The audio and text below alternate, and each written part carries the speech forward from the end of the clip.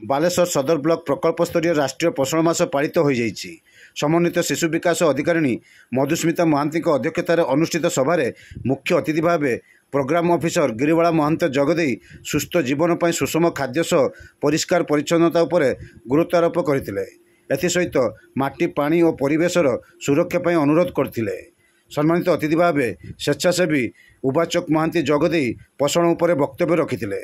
ଏହି ଅବସରରେ ଆୟୋଜିତ ବିଭିନ୍ନ ପ୍ରତିଯୋଗିତାର କୃତି ପ୍ରତିଯୋଗୀମାନଙ୍କୁ ପୁରସ୍କୃତ କରାଯାଇଥିଲା। ଅଙ୍ଗନବାଡ଼ି କର୍ମୀମାନଙ୍କ ଦ୍ୱାରା ପ୍ରସ୍ତୁତ ସୁଷମ ଖାଦ୍ୟର ଏକ ପ୍ରଦର୍ଶନୀ ଅନୁଷ୍ଠିତ ହୋଇଥିଲା।